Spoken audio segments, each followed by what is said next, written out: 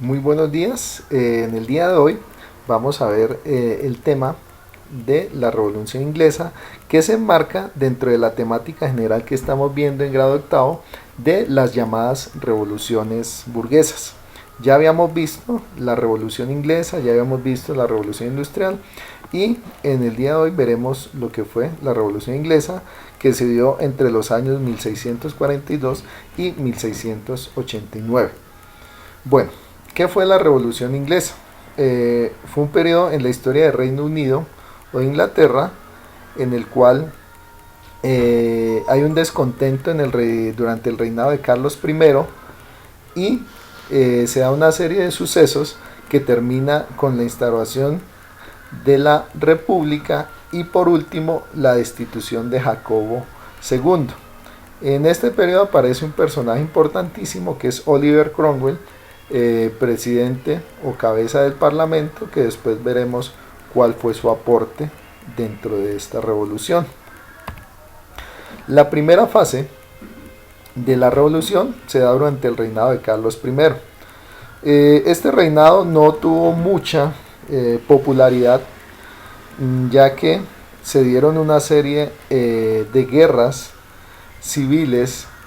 También hubo una crisis económica que afectó a Inglaterra y además Carlos I instauró un gobierno absolutista monárquico en el cual desconoció muchas de las funciones del Parlamento.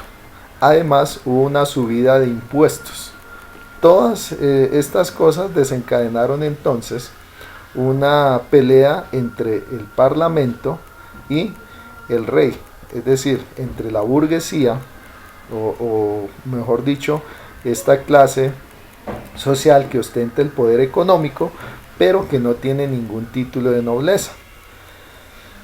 Bueno, este conflicto entonces termina con un enfrentamiento entre el Parlamento y el rey que al final termina siendo sentenciado a pena de muerte por traición.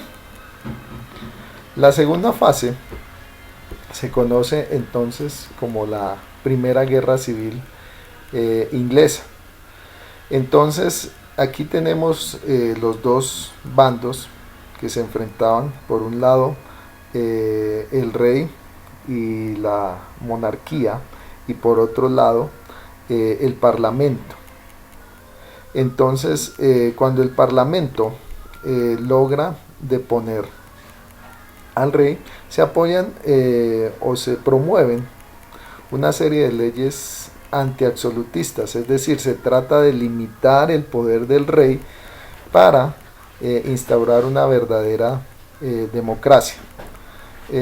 Como parte de esta primera fase, entonces se termina con la muerte de William Laud, el arzobispo de Canterbury, y al conde de Stamford, quienes eran aliados del rey y para el Parlamento representaban pues parte de esa clase monárquica o de esa nobleza que había gobernado por tantos años.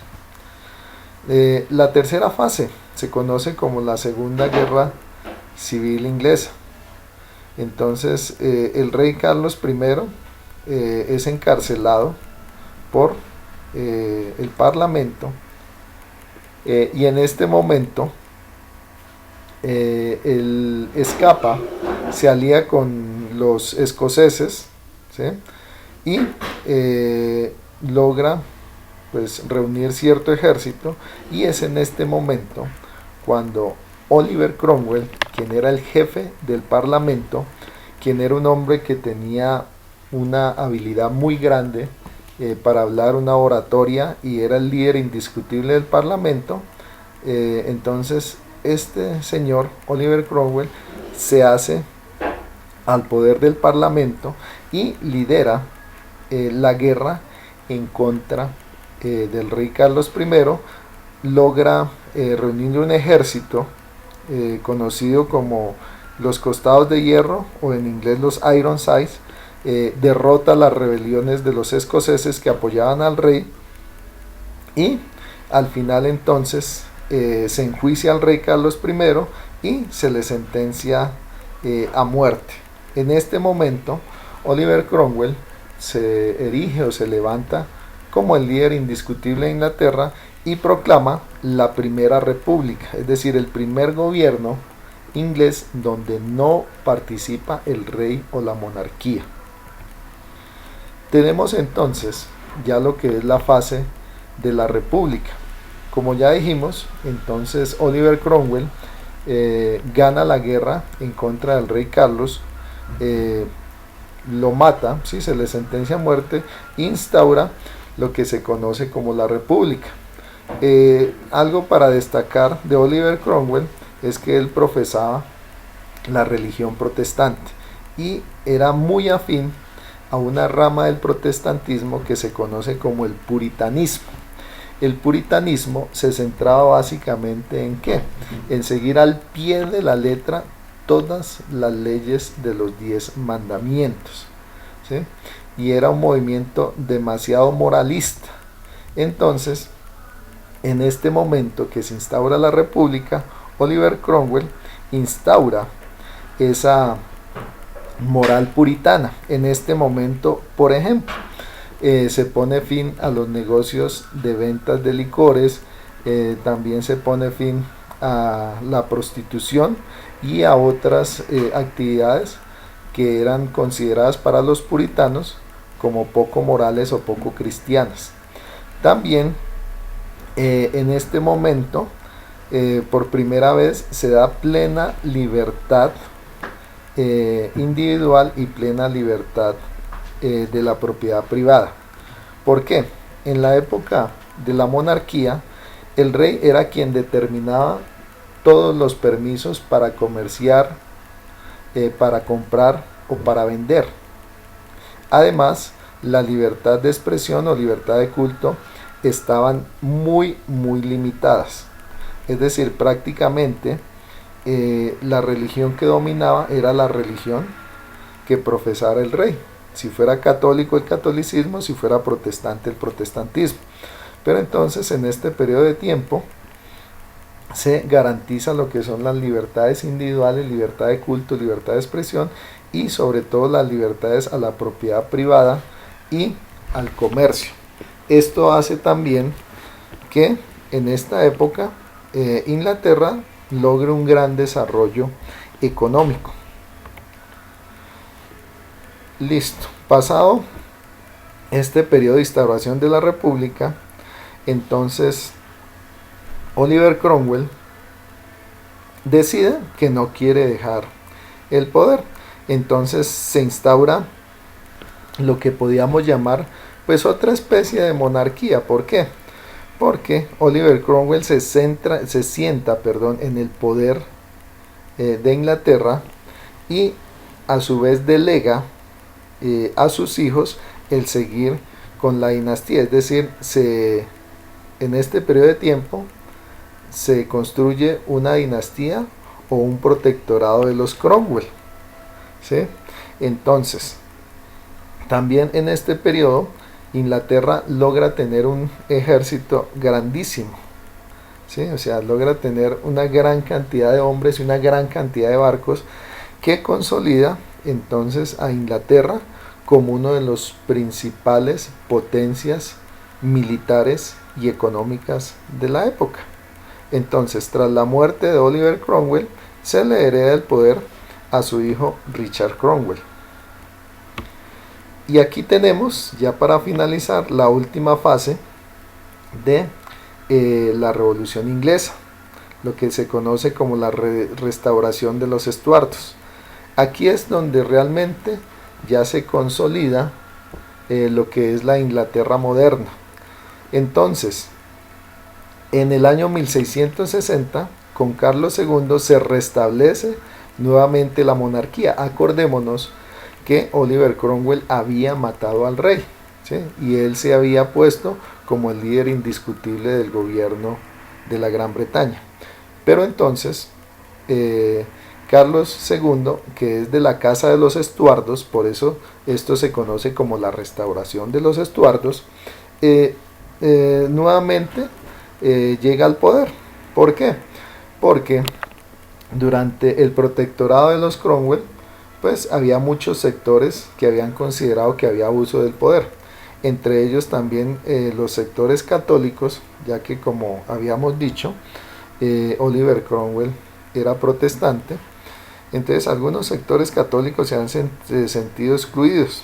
También algunos sectores de la monarquía obviamente habían quedado excluidos del poder, y mucha gente consideraba que Oliver Cromwell se ha convertido pues en otro absolutista.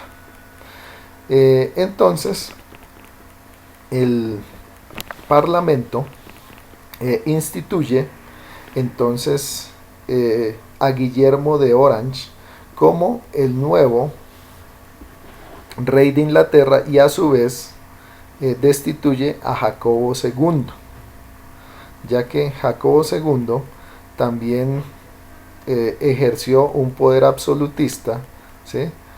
Un autoritarismo, unas leyes que no tuvieron en cuenta al Parlamento, y pues también eso generó el descontento popular. Entonces al final se destituye a Jacobo II, que era también de la Casa de los Estuardos, y se erige en el trono a Guillermo de Orange, que más tarde sería conocido como Guillermo de Inglaterra. Este periodo se conoce como la Revolución Gloriosa. ¿Por qué? Porque por fin se logra un acuerdo estable y duradero entre la monarquía y entre la burguesía. Es decir, se decide, listo, devolvemos al rey, o devolvemos la figura del rey, pero desde ahora en adelante el gobierno de Inglaterra se va a dar por medio de una monarquía parlamentaria, y además de eso se va a escribir una constitución nacional que va a ser obligatoria tanto para el parlamento como para el rey y los ciudadanos. Y con esto termina lo que es la Revolución Inglesa, que a diferencia de la Revolución Francesa, donde se establece una democracia, ¿sí?, parlamentaria, o una democracia liberal, donde se elige por voto popular al gobernante.